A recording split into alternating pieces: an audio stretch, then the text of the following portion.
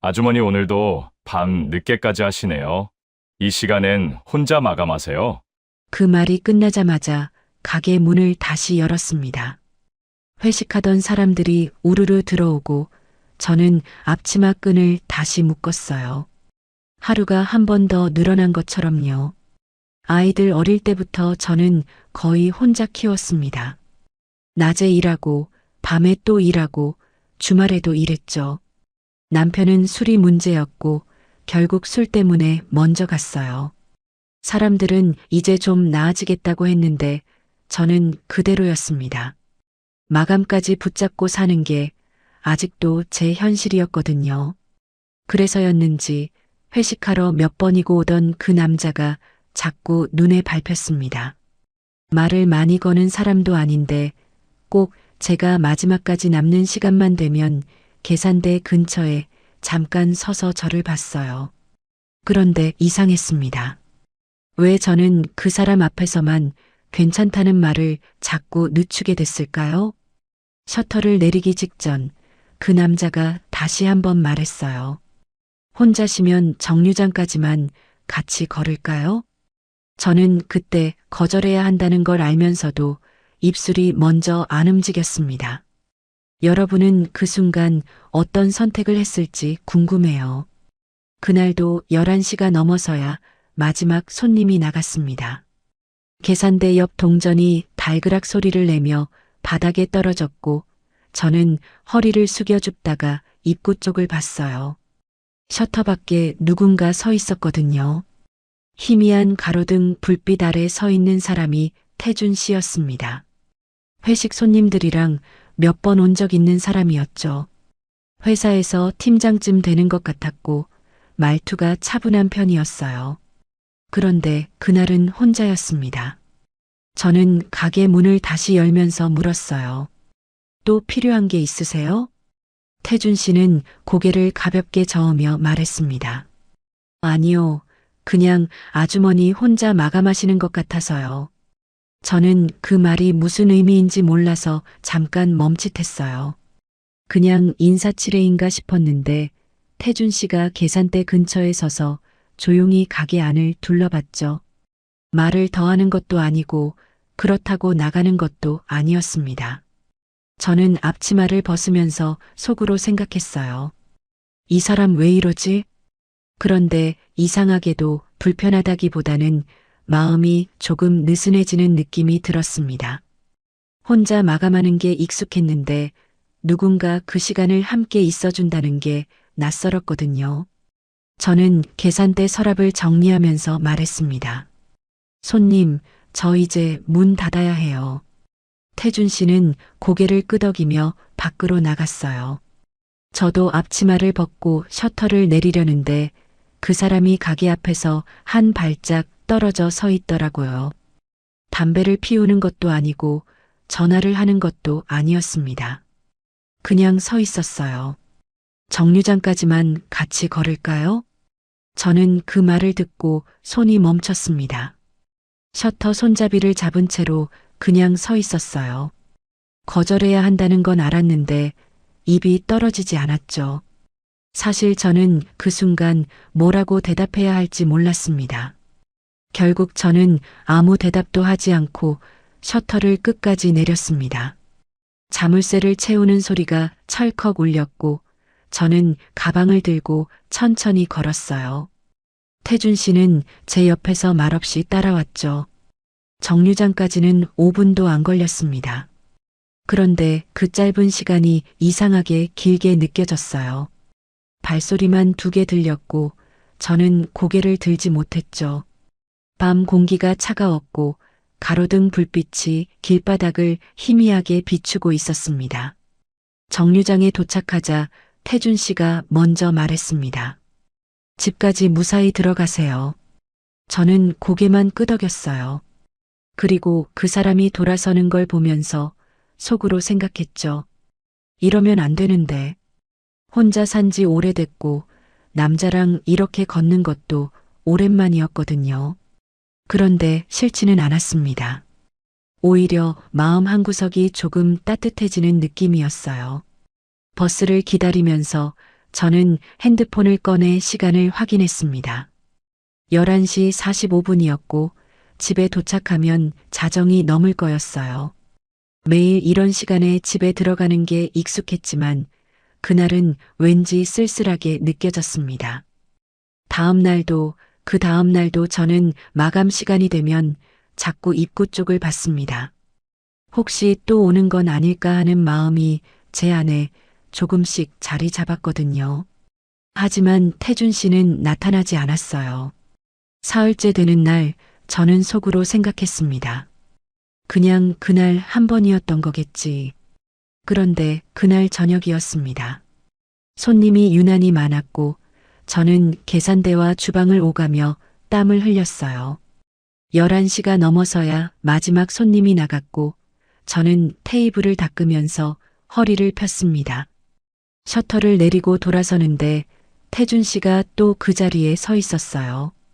이번에는 편의점 커피 2개를 들고 있었죠. 오늘도 늦으시네요. 저는 대답 대신 가볍게 웃었습니다.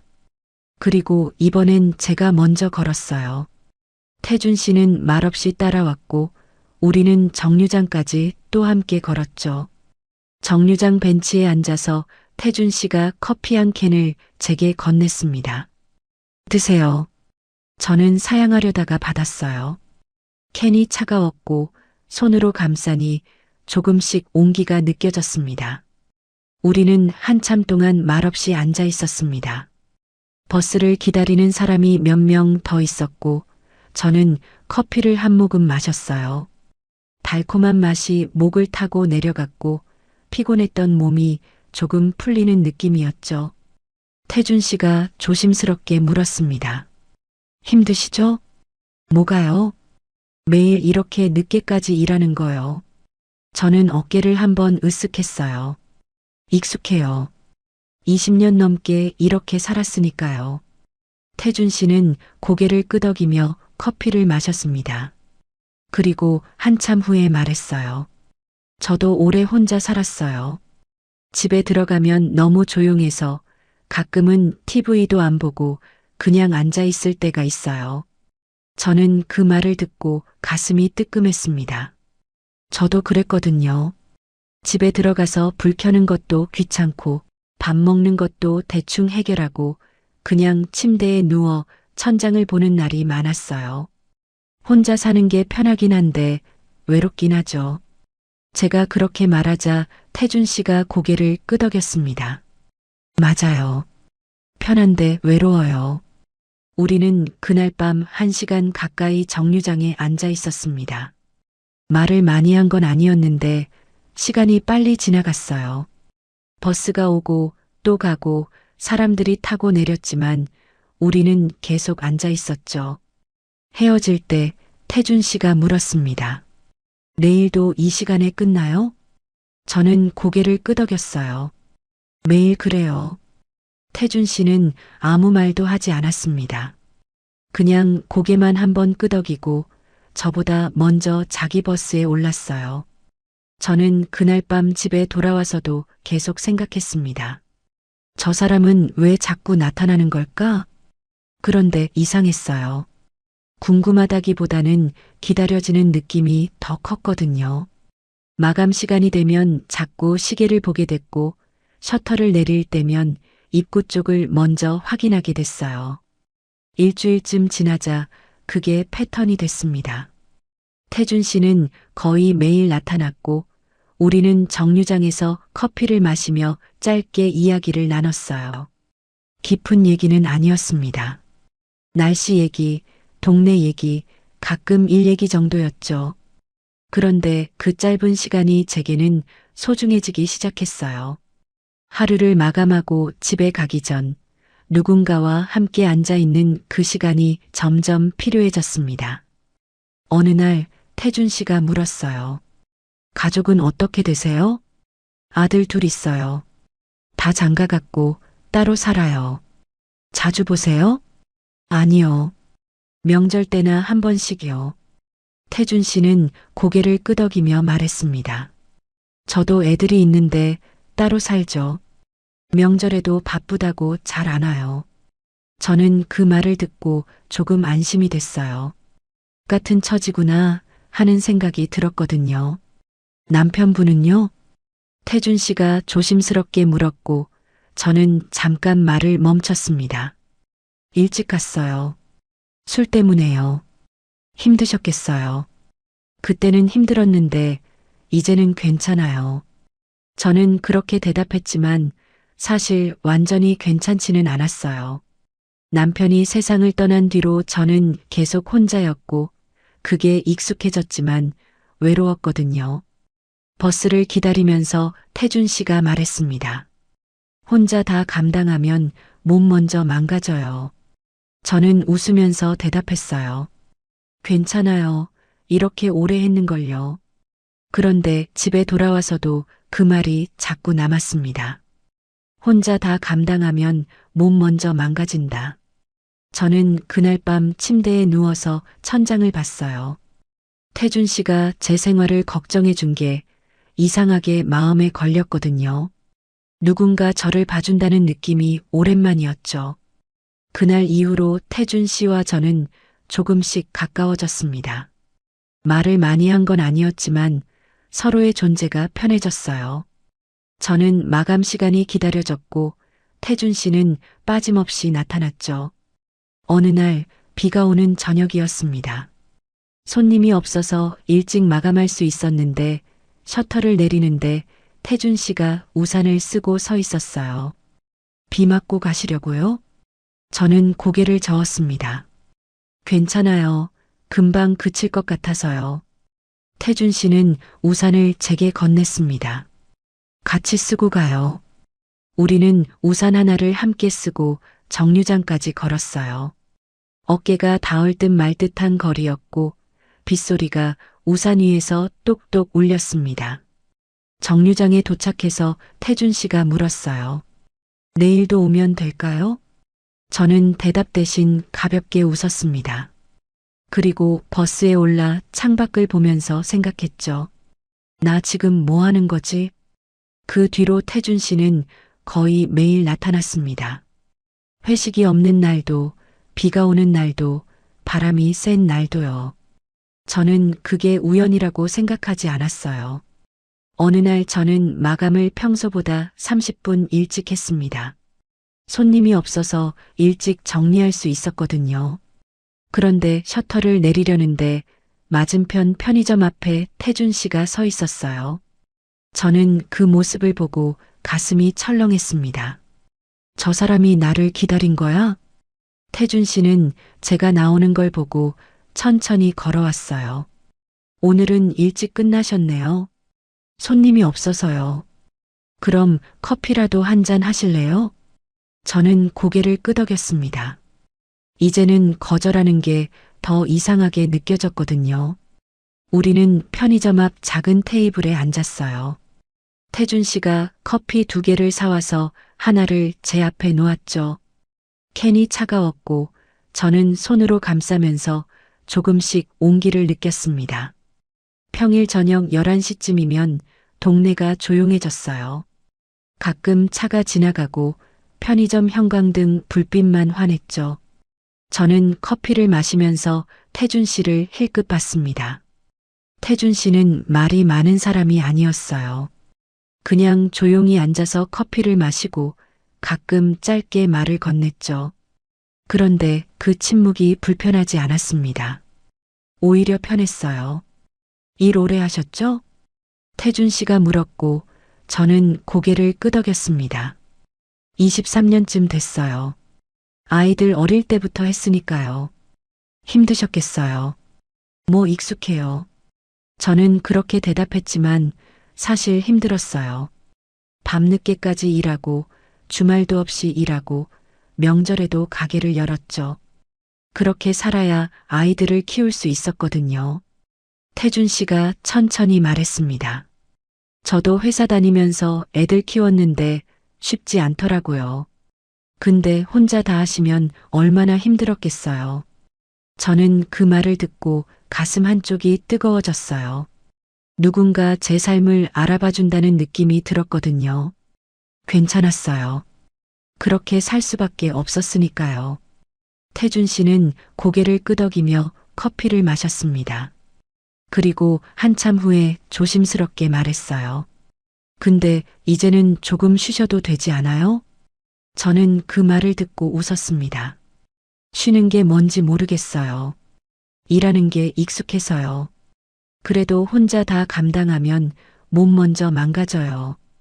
태준 씨가 또 그 말을 했을 때 저는 대답하지 못했어요. 맞는 말이었거든요. 요즘 허리도 아프고 무릎도 시큰거렸죠. 우리는 그날 밤 1시간 넘게 앉아 있었습니다. 말을 많이 한 건 아니었지만 시간이 빨리 지나갔어요. 편의점 주인이 의자를 정리하는 소리가 들렸고 저희는 일어났죠. 정류장까지 걸으면서 태준 씨가 말했습니다. 같이 있으면 편하네요. 저도 그렇게 느꼈어요. 태준 씨랑 있으면 말을 많이 하지 않아도 편했고 무언가를 설명해야 한다는 부담도 없었죠. 그날 밤 집에 돌아와서도 태준 씨 생각이 났습니다. 저 사람은 왜 나한테 이러는 걸까? 일주일이 더 지났습니다. 태준 씨는 변함없이 나타났고 우리는 매일 정류장에서 커피를 마시며 시간을 보냈어요. 이제는 제 하루 중에서 그 시간이 제일 좋았습니다. 어느 날 태준 씨가 평소와 다르게 말을 조심스럽게 꺼냈어요. 제가 이상한 말하는 것처럼 들릴 수도 있는데요. 저는 커피를 마시다 말고 태준 씨를 봤습니다. 혼자 사시는 거 힘드시죠? 뭐 그렇죠. 저도 혼자 살면서 많이 느꼈어요. 집에 들어가면 너무 조용하고 밥도 대충 먹게 되고 청소도 귀찮아지고요. 저는 고개를 끄덕였어요. 맞는 말이었거든요. 태준 씨가 잠깐 망설이다가 말했습니다. 같이 살면 아주머니가 좀 덜 힘들 것 같아서요. 저는 그 말을 듣고 숨이 멎었습니다. 커피캔을 든 손이 조금 떨렸고 저는 아무 대답도 하지 못했어요. 태준 씨는 제 반응을 보면서 급하게 말했죠. 갑자기 이상한 소리에서 죄송해요. 그냥 혼자 사는 게 서로 힘들 것 같아서요. 부담 갖지 마세요. 저는 고개를 들지 못하고 커피만 한 모금 마셨습니다. 목으로 넘어가는 게 차가웠고 머릿속은 복잡했죠. 같이 산다고? 그날 밤 저는 아무 대답도 하지 못하고 버스에 올랐어요. 집에 돌아와서 거울 앞에 섰습니다. 거울 속 제 얼굴은 피곤해 보였고 주름이 눈에 들어왔어요. 나 같은 사람이랑 같이 산다고? 그런데 한편으로는 마음 한구석이 흔들렸습니다. 혼자 사는 게 정말 힘들었거든요. 집에 들어가면 불 켜는 것도 귀찮고 밥 차려 먹는 것도 버거웠죠. 세탁기 돌리는 것도 청소하는 것도 다 혼자였어요. 며칠 동안 저는 태준 씨를 피했습니다. 마감을 서두르고 뒷문으로 나가고 정류장도 다른 곳으로 갔어요. 그런데 이상했습니다. 피하면 피할수록 자꾸 태준 씨 생각이 났거든요. 혼자 집에 앉아 있으면 태준 씨가 한 말이 계속 떠올랐어요. 같이 살면 덜 힘들 것 같아서요. 일주일쯤 지났을까요? 저는 결국 다시 평소 시간에 마감을 했습니다. 셔터를 내리고 돌아서는데 태준 씨가 또 그 자리에 서 있었어요. 요즘 안 보이셔서 걱정했어요. 저는 대답 대신 고개만 숙였습니다. 태준 씨는 말없이 제 옆을 걸으면서 편의점으로 갔고 커피 2개를 사왔어요. 우리는 또 작은 테이블에 앉았습니다. 태준 씨가 먼저 말했어요. 지난번에 제가 이상한 말 했죠. 부담 갖지 마세요. 그냥 혼자 사는 게 서로 힘드니까 그런 생각을 해봤어요. 저는 고개를 저었습니다. 아니에요. 제가 생각을 좀 해봤어요. 태준 씨는 저를 조용히 봤어요. 저는 천천히 말했습니다. 같이 산다는 게 쉬운 일은 아니잖아요. 서로 익숙한 게 다르고 생활 방식도 다르고요. 맞아요. 그래서 천천히 생각하시면 돼요. 근데 혼자 사는 것도 한계가 있더라고요. 태준 씨는 아무 말도 하지 않고 고개만 끄덕였습니다. 저는 커피를 다 마시고 캔을 손에 쥔 채로 말했어요. 조금 더 생각해 봐도 될까요? 물론이죠. 천천히 생각하세요. 그날 밤 집에 돌아와서 저는 방 안을 둘러봤어요. 좁은 원룸에 짐만 가득하고 냉장고엔 반찬 몇 개뿐이었죠. 침대 시트도 언제 빨았는지 기억이 안 났고 창문도 오래 안 닦았어요. 이렇게 계속 살 수는 없지 않나? 그 생각이 들었을 때 저는 이미 마음이 기울어진 걸 느꼈습니다. 한 달쯤 지났을까요? 저는 결국 태준 씨한테 말했어요. 같이 살아볼까요? 태준 씨는 놀란 표정으로 저를 봤습니다.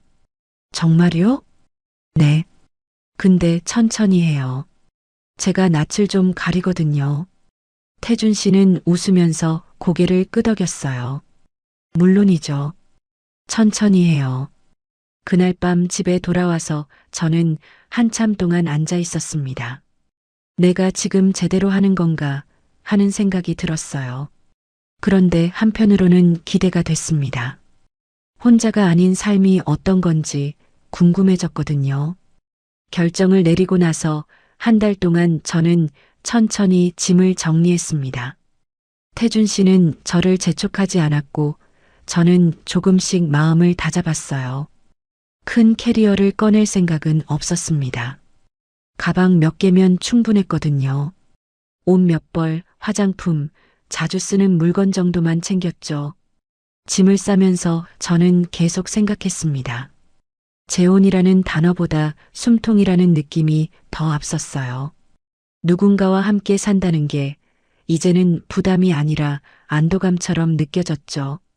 태준 씨 집은 제가 사는 곳에서 버스로 40분 거리였습니다. 아파트 단지가 조용했고 나무가 많았어요. 저는 택시에서 내려 아파트 입구를 보면서 한참 서 있었죠. 여기서 살게 되는구나. 태준 씨가 현관문을 열어줬습니다. 들어오세요. 저는 신발을 벗으면서 가지런히 놓았어요. 현관이 넓었고 거실이 보였죠. 제가 살던 원룸보다 몇 배는 넓었습니다. 거실 창으로 햇빛이 들어왔고 소파가 깨끗하게 놓여 있었어요. 부엌도 넓었고 식탁도 컸죠. 저는 천천히 집안을 둘러보면서 숨을 깊게 들이마셨습니다. 방은 이쪽이에요. 태준 씨가 안방을 보여줬어요. 침대가 크고 옷장이 있었죠. 창문도 커서 밖이 잘 보였습니다. 편하게 생각하세요. 태준 씨가 그렇게 말했지만 저는 편할 수가 없었어요. 새 집이라는 게 원래 그렇잖아요. 어디에 뭐가 있는지 모르고 어디까지 써도 되는지 모르고요. 저는 짐을 방에 풀면서 한참 동안 가만히 앉아 있었습니다.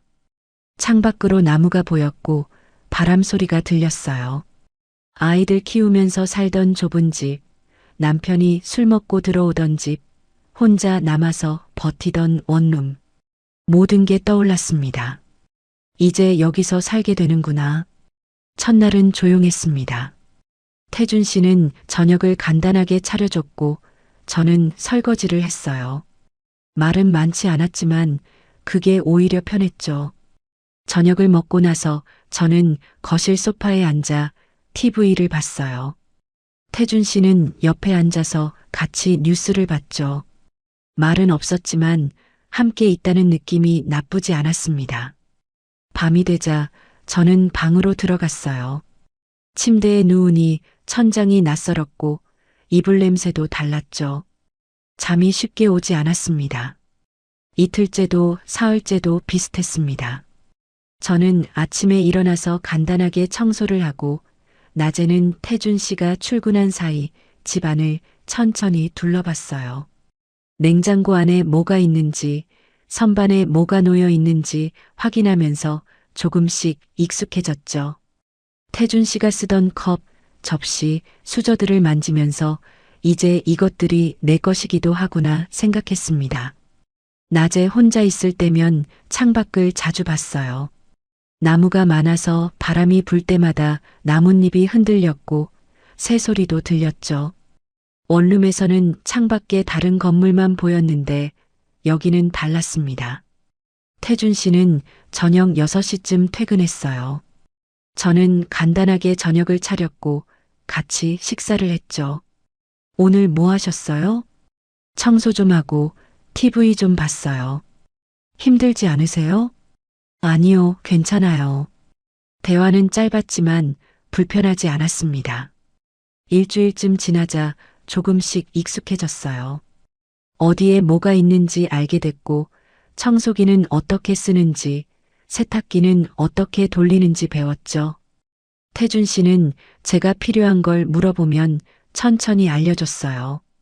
그런데 일주일째 되던 날 저녁이었습니다. 저녁을 먹고 있는데 초인종이 울렸어요. 저는 태준 씨를 받고 태준 씨는 애들 왔나 보내라고 말했습니다. 저는 그 순간 숨이 멎었어요. 자식들? 태준 씨가 자식 얘기를 한 적은 있었지만 이렇게 갑자기 올 줄은 몰랐어요. 저는 급하게 식탁을 정리하려다가 손이 떨렸습니다. 태준 씨는 자연스럽게 현관으로 갔고 문을 열었습니다. 왔어? 아버지, 우리 왔어요. 오늘 저녁 먹었어요?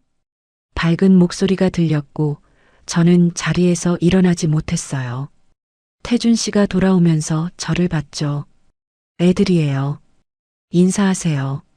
저는 고개를 숙이며 인사했습니다. 안녕하세요. 자식들은 딸 하나, 아들 하나였어요. 딸은 30대 중반쯤 돼 보였고 아들은 30 초반 정도였죠. 둘 다 저를 보는 눈빛이 차가웠습니다. 아버지, 저희 몰랐어요. 언제 같이 사시기로 하신 거예요? 딸이 그렇게 말하면서 거실로 들어갔습니다. 아들도 말없이 따라 들어갔고 저는 주방 쪽으로 조용히 물러났어요. 태준 씨가 애들한테 설명했습니다. 같이 살기로 했어. 혼자 사는 것도 힘들고 서로 도움이 될 것 같아서 그런 건 우리한테 먼저 얘기하셔야죠. 저희가 아버지 걱정되는데 딸이 그렇게 말하면서 냉장고 문을 열었어요. 물 한 병을 꺼내서 마시면서 저를 힐끗 봤죠. 저는 그 시선을 피하면서 설거지를 시작했습니다. 물소리가 크게 들렸고 제 손이 떨렸어요. 아들이 거실 소파에 앉으면서 리모컨을 집어들었습니다. 아버지, 이번 주말에 또 올 거예요. 애들 데리고요. 그래, 그렇게 해. 태준 씨는 아무렇지 않게 대답했고 저는 설거지를 끝내고 방으로 들어갔어요. 문을 닫는 순간 가슴이 답답했습니다. 아, 이렇게 되는구나. 딸이 큰 소리로 말하는 게 방 안까지 들렸어요. 아버지, 집 깨끗하네요. 그래도 저희가 자주 와서 확인할게요. 괜찮아. 미선 씨가 잘 챙겨줘. 그래도요.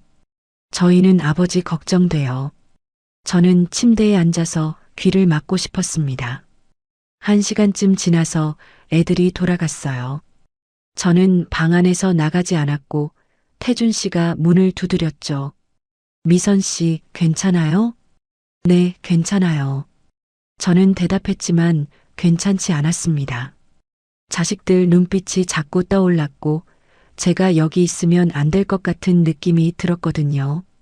다음 날 아침 태준 씨가 출근하고 저는 혼자 집에 남았습니다. 청소를 하면서 계속 생각했어요. 여기가 내 집이 맞나? 그런데 이상했습니다. 청소를 해도 밥을 해도 제 집 같은 느낌이 들지 않았어요. 자꾸 눈치가 보였고 어디까지 건드려도 되는지 확신이 없었죠. 주말이 됐습니다. 태준 씨 자식들이 또 왔고 이번에는 손주까지 데려왔어요. 5살쯤 된 아이가 거실을 뛰어다니고 딸은 부엌 서랍을 열어 과자를 꺼냈죠. 저는 주방에서 과일을 깎았습니다. 손주가 소파에서 뛰어내리는 소리가 들렸고 딸이 조심해, 할아버지 집인데라고 말했어요. 그 말을 들으면서 저는 생각했습니다. 할아버지 집이지, 내 집은 아니구나. 오후쯤 딸이 주방으로 들어오면서 물었어요. 아버지 좀 어때요? 편하게 지내세요? 네, 잘 지내세요. 그런데 우리는 좀 불편해요. 저는 칼을 든 손을 멈췄습니다. 딸이 제 얼굴을 보면서 천천히 말했어요. 우리 가족인데 갑자기 낯선 사람이 있으면 불편하잖아요. 저희도 자주 오는데 신경 쓰이거든요. 그 말이 제 가슴에 꽂혔습니다. 저는 대답하지 못하고 과일만 계속 깎았어요. 사과 껍질이 길게 벗겨졌고 칼 쥔 손에 힘이 들어갔죠. 딸이 나가고 저는 혼자 주방에 서서 한참을 멍하니 있었습니다. 외부인이구나, 나는. 그날 저녁 자식들이 돌아가고 저는 태준 씨한테 조심스럽게 말했어요. 나 여기서 자꾸 작아져. 태준 씨는 TV를 보다 말고 저를 봤습니다. 왜요? 무슨 일 있었어요? 애들이 날 별로 안 좋아하는 것 같아. 태준 씨는 한숨을 쉬며 말했어요. 예민하게 굴지 마요. 애들이 아직 익숙하지 않아서 그래요. 시간 지나면 괜찮아질 거예요. 저는 더 이상 말하지 않았습니다. 그 말이 제일 무서웠거든요. 예민하게 굴지 마. 그날 밤 저는 침대에 누워서 천장을 봤습니다. 여기 온 게 맞는 선택이었을까 하는 생각이 들었어요. 그런데 이미 선을 넘은 뒤였습니다. 원룸 계약도 정리했고 짐도 다 옮겼고 이제 돌아갈 곳도 없었어요. 저는 눈을 감고 생각했습니다. 조금만 참으면 괜찮아지겠지. 그런데 그게 얼마나 틀린 생각이었는지 저는 그때 몰랐습니다. 그 뒤로 자식들은 주말마다 왔습니다. 전화도 없이 초인종을 누르고 현관문을 열고 거실로 들어왔어요. 저는 그때마다 주방으로 물러났죠. 어느 토요일 오후였습니다. 딸이 손주를 데리고 왔고 아들은 아내까지 데려왔어요. 거실이 순식간에 시끄러워졌죠. 딸이 냉장고 문을 열었습니다. 아버지, 우유 없어요? 애가 우유 먹어야 하는데. 아, 미안. 안 사뒀네. 태준 씨가 미안해 하는데 딸이 저를 힐끗 봤어요. 집에 사람이 있는데 장도 안 보세요? 저는 대답하지 못했습니다. 사실 장을 보러 갈 때마다 뭘 사야 할지 몰랐거든요. 태준 씨가 먹는 것도 잘 모르고 자식들이 뭘 좋아하는지도 몰랐어요. 아들이 TV 리모컨을 집어들며 채널을 돌렸습니다. 아버지, 이거 요즘 재밌어요. 같이 봐요. 태준 씨는 소파에 앉아서 TV를 봤고 저는 주방에서 과일을 깎았어요. 손주가 할머니, 나 사과 싫어라고 말했지만 저는 할머니가 아니었죠. 그냥 아저씨 집에 사는 아줌마였습니다. 오후 내내 자식들은 집안을 자기 집처럼 돌아다녔어요. 냉장고를 열어 음료수를 꺼내고 과자 서랍을 뒤지고 화장실을 쓰고 방문을 열어 안을 들여다봤죠. 딸이 안방문을 열더니 저를 봤습니다. 아버지, 방 정리가 안 돼 있네요. 괜찮아. 그냥 내버려둬. 그래도요. 저희가 올 때는 깨끗해야 하는 거 아니에요? 저는 그 말을 듣고 가슴이 답답했어요. 방 정리를 안 한 게 아니라 제가 어디까지 건드려야 할지 몰라서 조심하고 있었거든요. 저녁 시간이 됐습니다. 딸이 아버지, 우리 저녁 먹고 갈게요 하면서 주방으로 왔어요. 뭐 있어요? 저는 냉장고를 열어 보여줬습니다. 된장찌개 끓일 수 있어요. 에이, 그건 좀 우리 치킨 시켜 먹어요. 딸이 그렇게 말하고 전화로 치킨을 주문했어요.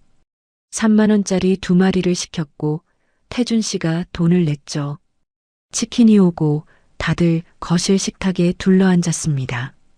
저는 자리가 없어서 주방 의자에 앉았어요. 아무도 저를 부르지 않았고 저도 나서지 않았죠.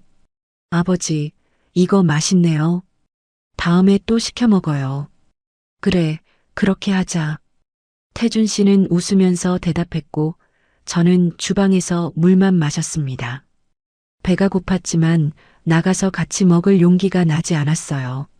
저녁을 먹고 나서 아들이 물었습니다. 아버지, 다음 주에 또 올 거예요. 괜찮죠? 그럼 언제든지 와.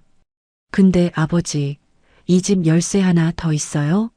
저희가 먼저 와서 기다릴 때도 있잖아요. 태준 씨가 잠깐 망설이다가 고개를 끄덕였습니다. 그래, 열쇠 하나 만들어줄게. 저는 그 말을 듣고 숨이 막혔어요. 자식들이 열쇠를 가지면 언제든 들어올 수 있다는 뜻이었거든요. 저녁 8시쯤 자식들이 돌아갔습니다. 거실에 치킨 뼈와 콜라 캔이 어질러져 있었고 저는 말없이 치웠어요. 태준 씨는 소파에 앉아서 TV를 보고 있었죠. 미선 씨, 오늘 수고했어요. 저는 대답하지 않았습니다. 수고한 게 뭐가 있나 싶었어요. 그냥 구석에서 눈치만 보다가 뒷정리만 했을 뿐이었죠. 다음 주에도 자식들이 왔습니다. 이번에는 딸이 친구까지 데려왔어요. 아버지, 제 친구예요. 인사해요. 낯선 사람까지 집에 들어오고 저는 더 작아졌습니다. 친구가 저를 보면서 아, 같이 사시는 분이세요? 하고 물었지만 딸은 대답하지 않았어요. 그날 오후 딸이 저를 부엌으로 불렀습니다. 저 말씀 좀 드릴게요. 저는 설거지하던 손을 멈추고 딸을 봤어요. 저희가 여기 자주 오잖아요. 근데 솔직히 불편해요. 제가 뭘 잘못했나요? 잘못한 건 아닌데요.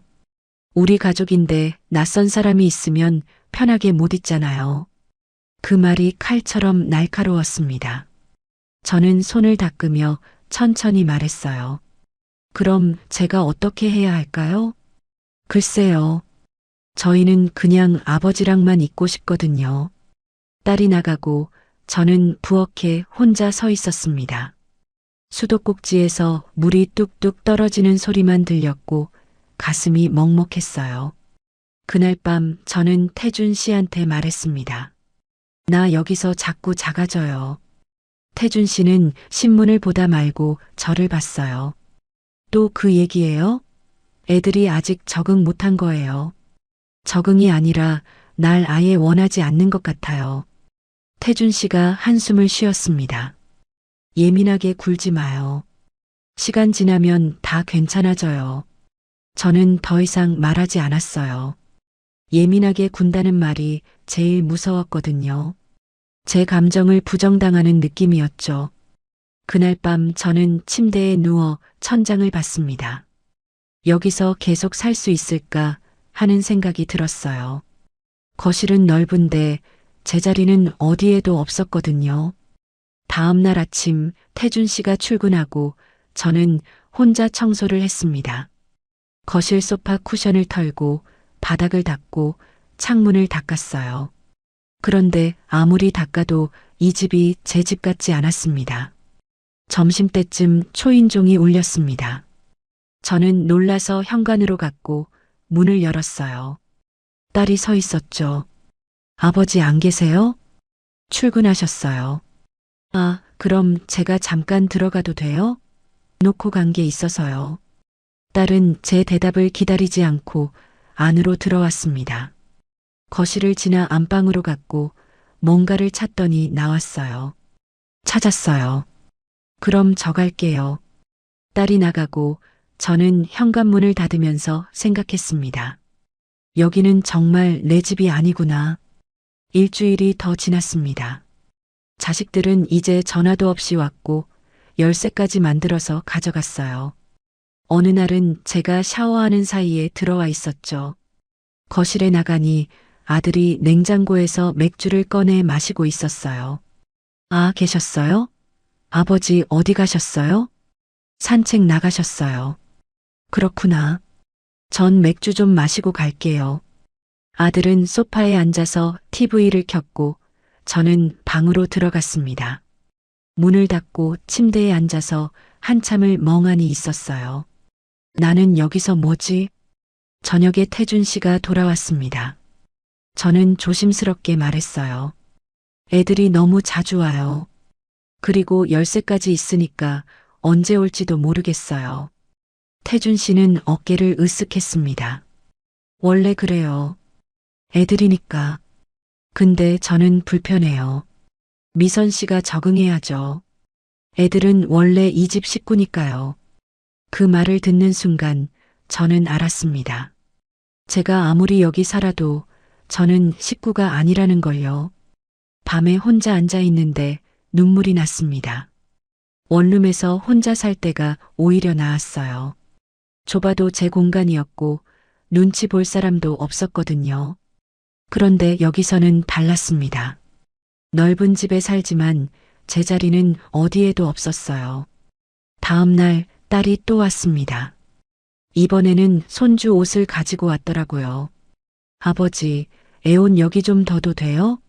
올 때마다 편하게 갈아입히려고요. 태준 씨는 그래, 나더라고 했고, 딸은 안방 옷장을 열었습니다. 제 옷 옆에 아이 옷을 걸더라고요. 저는 그 모습을 보면서 가슴이 무너졌습니다. 이제 옷장마저 제 것이 아니구나 하는 생각이 들었어요. 그날 밤 저는 태준 씨한테 다시 말했습니다. 나 정말 힘들어요. 여기서 살 수가 없을 것 같아요. 태준 씨는 짜증을 냈습니다. 또 그 소리예요? 얼마나 더 예민하게 굴 거예요? 애들은 원래 그래요. 이해 좀 해요. 저는 더 이상 아무 말도 하지 않았습니다. 이해받을 수 없다는 걸 알았거든요. 그날 밤 저는 가방을 꺼내 짐을 싸기 시작했습니다. 조용히 천천히요. 태준 씨는 거실에서 TV를 보고 있었고 제가 뭘 하는지 몰랐어요. 다음 날 아침 저는 태준 씨한테 말했습니다. 전화 갈게요. 태준 씨는 놀란 표정으로 저를 봤어요. 갑자기 왜요? 갑자기가 아니에요. 계속 말했잖아요. 그래도 조금만 더 있어봐요. 애들도 익숙해질 거예요. 저는 고개를 저었습니다. 이미 마음은 정해져 있었어요. 태준 씨는 그날 밤 저를 달랬습니다. 거실 소파에 나란히 앉아서 처음으로 제 손을 잡았어요. 미안해요.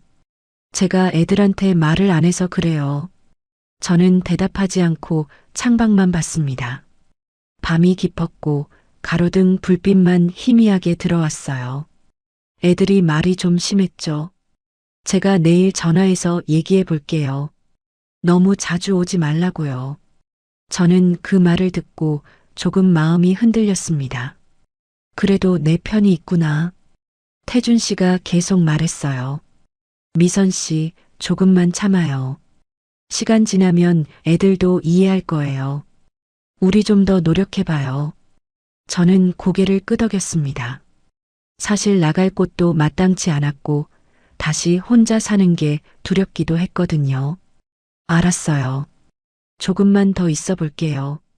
태준 씨는 안도하는 표정으로 웃었습니다. 고마워요. 제가 잘할게요. 그날 밤 저는 침대에 누워 생각했어요. 괜찮아질 거야. 조금만 더 견디면. 다음 날 아침 태준 씨는 출근하면서 말했습니다. 오늘 딸한테 전화해 볼게요. 걱정 마요. 저는 고개를 끄덕이며 배웅했어요. 문이 닫히고 저는 혼자 남았습니다. 점심때쯤 청소를 하고 있는데 초인종이 울렸어요. 저는 현관으로 갔고 인터폰을 확인했죠. 딸이었습니다. 문을 열자 딸이 얼굴을 찌푸리며 들어왔어요. 아버지 계세요? 출근하셨어요. 아, 그래요. 근데 제가 드릴 말씀이 있어서요. 딸은 거실로 들어가 소파에 앉았습니다. 저는 맞은편에 조심스럽게 앉았어요. 아버지한테 전화 왔더라고요. 저희 보고 너무 자주 오지 말래요. 저는 아무 말도 하지 못했습니다. 딸이 저를 똑바로 보면서 말했어요. 솔직히 말씀드릴게요. 저희는 여기 올 때마다 불편해요. 우리 엄마도 아닌 사람이 여기 있으니까요. 저도 불편해요.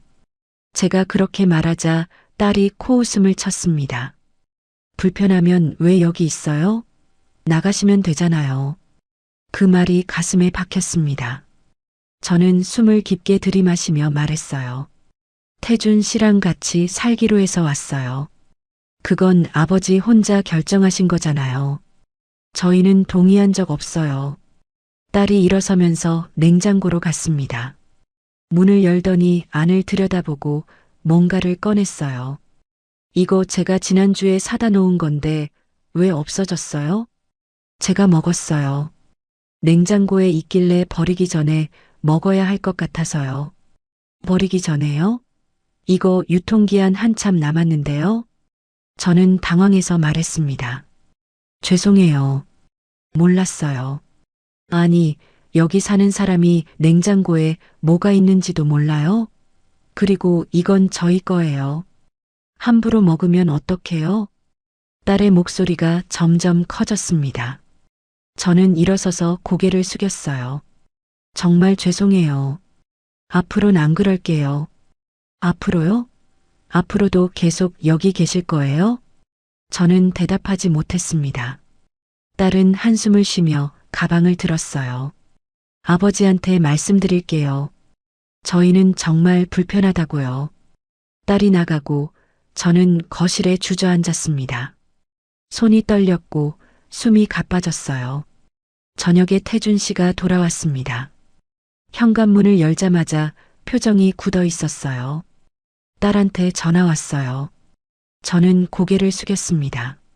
냉장고에 있던 반찬 먹었다고요? 그게 애 거였대요. 몰랐어요. 유통기한 확인하다가 먹어야 할 것 같아서. 그래도 물어보고 먹어야죠. 태준 씨의 목소리가 차갑게 식었습니다. 저는 가슴이 철렁했어요. 죄송해요. 다음부터 조심할게요. 그게 문제가 아니에요. 애들이 화났어요. 자기네 엄마도 아닌 사람이 자기네 물건을 함부로 만진다고요. 저는 그 말을 듣고 숨이 막혔습니다. 그럼 제가 어떻게 해야 해요? 냉장고도 못 열어요? 그게 아니라 조심해야죠. 애들 물건은 건드리지 말고요. 저는 더 이상 말하지 않았습니다. 무슨 말을 해도 소용없다는 걸 알았거든요. 다음 날 아들이 왔습니다. 이번에는 아내까지 데려왔고 둘이 거실에 앉아서 저를 봤어요. 저희가 할 말이 있어요. 아들 며느리가 말했습니다. 사실 저희는 처음부터 반대였어요. 아버님이 재혼하시는 거요. 저는 손을 꼭 쥐고 들었습니다. 근데 아버님이 하신다니까 어쩔 수 없이 인정했죠. 그래도 저희 입장도 생각해 주셨으면 좋겠어요. 무슨 입장이요? 저희는 이 집에 올 때마다 눈치 보여요. 낯선 사람이 있으니까요. 그리고 솔직히 저희 친정 쪽에서도 좋게 안 봐요. 며느리의 말이 칼날처럼 날카로웠습니다. 저는 가슴이 아파서 숨쉬기가 힘들었어요. 아들이 덧붙였습니다. 저희가 원하는 건 간단해요. 저희가 올 때는 좀 피해 주세요. 아버지랑만 시간을 보내고 싶거든요. 피하라고요? 네. 방에 계시거나 밖에 나가시거나요. 저는 그 말을 듣고 눈물이 날 것 같았어요. 하지만 참았습니다. 알겠어요. 저는 그렇게 대답하고 방으로 들어갔습니다. 문을 닫고 침대에 앉아서 한참을 그냥 앉아 있었어요. 저녁에 태준 씨가 들어왔습니다. 애들이 한 말 들었어요? 네. 미안해요. 근데 애들 말도 일리가 있어요. 저는 태준 씨를 봤습니다. 믿을 수가 없었어요. 당신도 그렇게 생각해요? 그게 애들 입장도 이해해줘야죠. 갑자기 낯선 사람이 생기면 불편할 수도 있잖아요. 저는 낯선 사람이에요? 태준 씨는 대답하지 않았습니다. 그냥 한숨만 쉬었죠. 미선 씨, 그냥 사과해요. 냉장고 건도 그렇고 애들한테 미안하다고 해요. 크게 만들지 말아요. 저는 그 말을 듣는 순간 모든 게 무너졌습니다. 사과하라고? 제가 뭘 잘못했나요? 냉장고에 있던 음식을 먹은 게 잘못인가요? 이 집에 사는 게 잘못인가요? 저는 태준 씨를 보면서 천천히 말했어요. 당신은 제 편이 아니네요. 그게 아니라, 그랬어요. 알았어요. 저는 방 밖으로 나가 현관으로 향했습니다.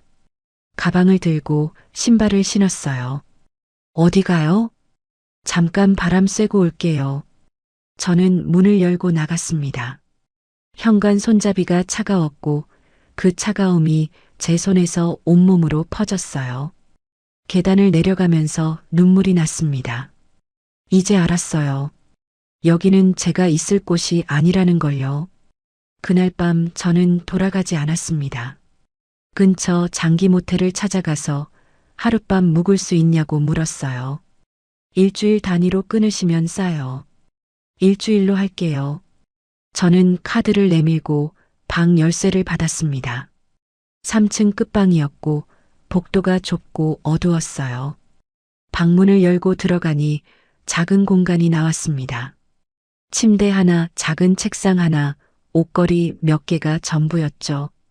창문도 작았고 밖이 잘 안 보였어요. 저는 가방을 내려놓고 침대에 앉았습니다. 문을 잠그는 소리가 철컥 울렸고 그제야 숨이 조금 돌아왔어요. 핸드폰이 울렸습니다. 태준 씨였죠. 어디예요? 왜 안 들어와요? 밖에 있어요. 밖이 어디예요? 들어와요. 얘기해요. 얘기할 거 없어요. 저는 전화를 끊었습니다. 다시 울렸지만 받지 않았어요. 혼자 앉아서 방 안을 둘러봤습니다. 좁았지만 마음은 편했어요. 아무도 저를 쫓아내지 않고 눈치 볼 사람도 없었거든요. 다음 날 아침 저는 근처 편의점에서 빵과 우유를 샀습니다. 모텔 방으로 돌아와서 작은 책상에 앉아 먹었어요. 빵이 목에 걸렸지만 천천히 삼켰죠. 핸드폰에 문자가 왔습니다. 태준 씨였어요. 미선 씨, 들어와요. 애들한테 제가 말했어요. 다시는 그러지 말라고요. 우리 다시 시작해봐요. 저는 그 문자를 읽고 한참을 생각했습니다. 다시 시작한다고 뭐가 달라질까? 오후쯤 태준 씨한테서 전화가 왔어요. 이번에는 받았습니다. 미선 씨, 어디예요? 만나서 얘기해요. 근처 카페에서 만나요. 저는 주소를 보냈고 1시간 후에 카페로 갔습니다. 태준 씨가 먼저 와 있었어요. 미선 씨. 태준 씨가 말을 시작하려는데 저는 손을 들어 막았습니다. 제가 먼저 말할게요. 태준 씨는 고개를 끄덕였어요. 저는 천천히 또박또박 말했습니다. 저는 사람으로 살고 싶어서 나왔어요. 태준 씨는 어리둥절한 표정으로 저를 봤습니다. 무슨 말이에요? 거기서 저는 사람이 아니었어요. 애들 눈치 보고, 당신 눈치 보고, 냉장고 하나 열 때도 조심하고, 거실에 앉을 때도 눈치 보고요. 그건 애들이 적응할 시간이 필요해서 적응이 아니에요. 저를 원하지 않는 거예요. 당신 애들도 당신도요. 태준 씨는 고개를 저었습니다. 아니에요. 저는 미선 씨를 원해요. 그럼 왜 애들 편을 들었어요? 왜 저보고 사과하래요? 왜 제 말은 안 들으시고 예민하게 굴지 말래요? 태준 씨는 대답하지 못했습니다. 저는 가방에서 열쇠를 꺼냈어요. 집 열쇠였죠. 이거 돌려드릴게요. 미선 씨, 다시 생각해봐요. 제가 잘못했어요. 앞으로 잘할게요. 당신은 잘못한 게 없어요. 그냥 우리가 안 맞는 거예요. 저는 테이블 위에 열쇠를 놓고 일어섰습니다. 태준 씨가 제 손을 잡았어요. 애들이 문제라면 제가 말할게요. 다시는 그러지 말라고요. 저는 고개를 저었습니다. 애들은 계속 그럴 거예요. 그리고 당신은 계속 애들 편을 들 거예요. 그게 당연한 거고요. 그럼 어떻게 해요? 그냥 이렇게 끝내요? 네. 여기서 끝이에요. 저는 손을 빼고 카페를 나왔습니다. 뒤에서 태준 씨가 뭐라고 말하는 소리가 들렸지만 돌아보지 않았어요. 모텔로 돌아와서 저는 침대에 누웠습니다. 천장을 보면서 한참을 그냥 누워 있었어요. 눈물이 날 것 같았지만 나오지 않았습니다. 다음 날 저는 일자리를 알아보기 시작했어요. 예전에 일하던 가게 사장님한테 전화했죠. 사장님, 저예요. 혹시 자리 있으세요? 미선 씨? 오, 언제 일 시작할 수 있어요? 내일부터요. 좋아요. 내일 나와요. 전화를 끊고 저는 작은 메모지를 꺼냈습니다. 거기에 제 일정을 적었어요. 내일부터 일 시작. 한 달 후 원룸 알아보기. 천천히 다시 시작. 메모지를 책상 위에 놓고 저는 편의점으로 갔습니다. 조각 케이크 하나를 샀어요. 딸기 케이크였죠. 모텔방으로 돌아와서 플라스틱 포크로 케이크를 떠먹었습니다. 달콤했고 부드러웠어요. 혼자 먹는 케이크였지만 쓸쓸하지 않았습니다.